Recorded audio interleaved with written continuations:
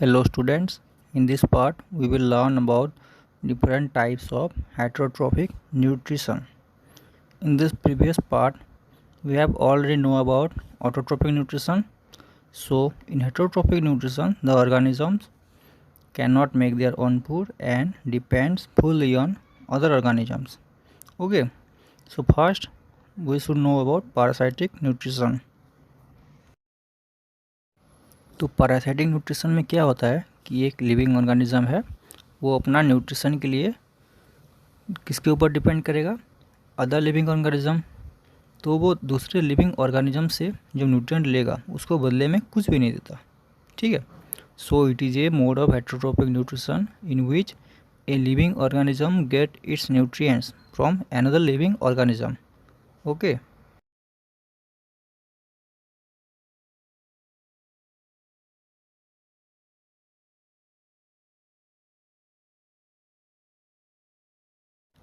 The living organism which obtains food is known as parasite, and the organism which provides food to a parasite is known as a host।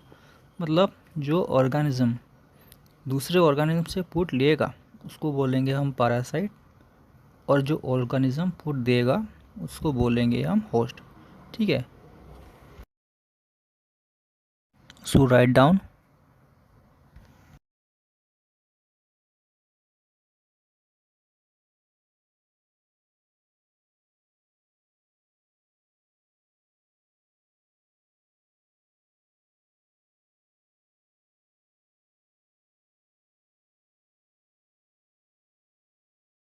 the best example is cuscuta।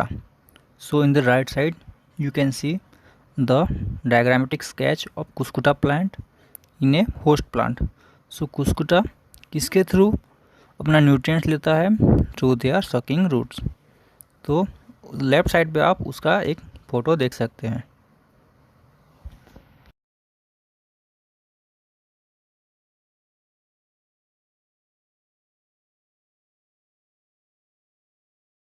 Another type of heterotrophic nutrition is the saprotropic or saprophytic mode of nutrition। ठीक है, so it is a mode of nutrition in which food is obtained from dead and decaying organisms। ठीक है, तो organisms performing this type of nutrition are called saprotrophs. तो इसमें क्या होता है कि जो ऑर्गेनिजम्स हैं किससे अपना न्यूट्रिएंट्स लेंगे? डेड एंड डिकेइंग ऑर्गेनिजम्स, मतलब वो जो मर गए हैं होंगे, सड़ रहे होंगे, रोटेन वेजिटेबल, फ्रूट्स, लीव्स, उससे अपना न्यूट्रिएंट्स लेंगे। ओके, और जो ऑर्गेनिजम्स को क्या बोलेंगे? सैप्रोट्रॉप्स। तो मोड ऑफ न्यूट्रिशन क्या होगा? Saprotrophic. Okay, understood. These are some examples of saprotrophs. Saprotrophs are mainly fungi like mushroom, bread mold, etc.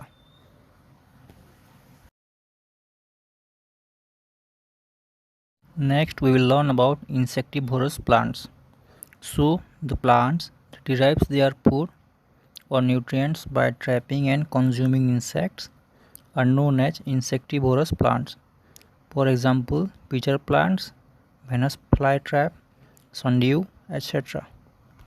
So write down.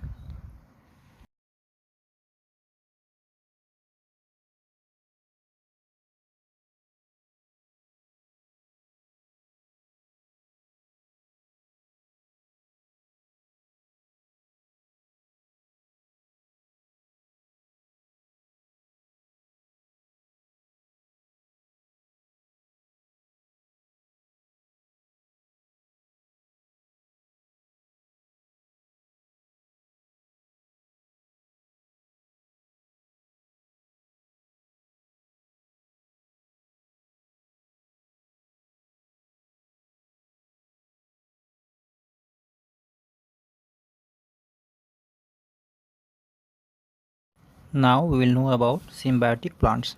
So certain plants live in association with other organisms and share food and shelter. Both the types mutually gain from each other, मतलब वो क्या share करेंगे? Food, shelter and other resources. और जैसे पहले हमने क्या पढ़ा था, पैरासाइटिक मोड ऑफ न्यूट्रिशन, उसमें क्या हो रहा था, एक ऑर्गेनिज्म दूसरे ऑर्गेनिज्म से न्यूट्रिएंट लेगा, बदले में कुछ नहीं देगा। इसमें क्या हो रहा है, एक्सचेंज ऑफ रिसोर्सेस हो रहा है। ठीक है, such plants are known as symbiotic plants and this relationship is known as symbiotic mode of relationship, जिसमें एक्सचेंज ऑफ न्यूट्रिएंट्स और रिसोर्सेस हो रहा है।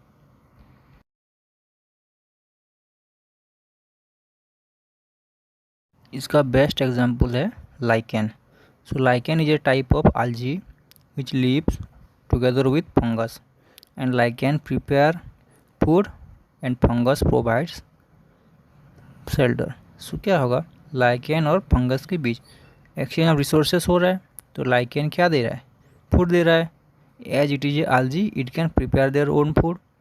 फंगस क्या करेगा, उसको शेल्टर देगा। Okay, now we will learn about how nutrients are replenished in soil. मतलब न्यूट्रिएंट्स तो सॉयल से कम होता होगा, प्लांट्स ले रहा है तो वो वापस कैसे रिप्लेनिश्ड होगा।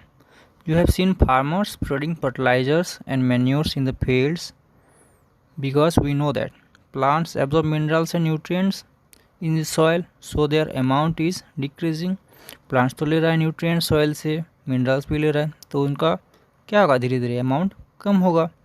To minimize this fertilizers and manures are spreaded as they contains nutrients like nitrogen, potassium, phosphorus etc. तो फार्मर्स क्या करते हैं, सॉइल में फर्टिलाइजर्स एंड मैन्योर स्प्रेड करते हैं। उससे क्या होगा, जो न्यूट्रिएंट्स कम होता होगा वो फिर से वहाँ पे आ जाएगा, तो प्लांट को क्या होगा, फिर से न्यूट्रिएंट मिलेगा, डेफिसिट नहीं होगा प्लांट में। So we have to fulfill the nutrients to the plants to keep them healthy. Okay, we know that our atmosphere is abundant in nitrogen. So हमें पता है पहले से, आप लोग पहले प्रीवियस क्लास में पढ़ चुके हैं कि कौन सा गैस मैक्सिमम होता है एटमॉस्फेयर पे, nitrogen. But do plants absorb this nitrogen?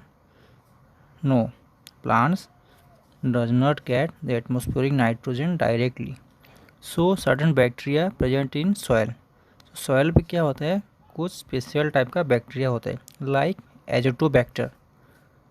सो वो क्या करेंगे, they change the nitrogen in the atmosphere into usable form and release it into the soil.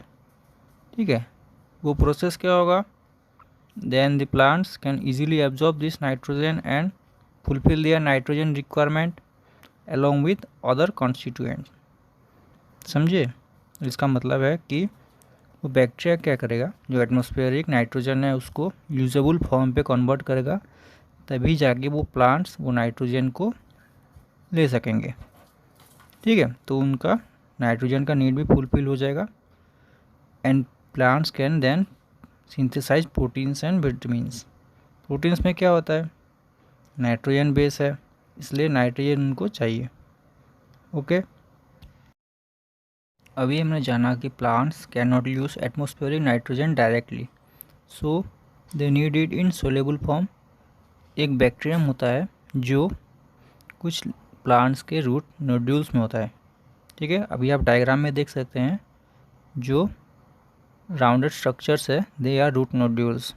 तो रूट नोड्यूल्स पे क्या रहेगा, वो बैक्टीरियम रहेगा, राइजोबियम। वो क्या करेगा, change the nitrogen into soluble form so that plants can utilize them properly.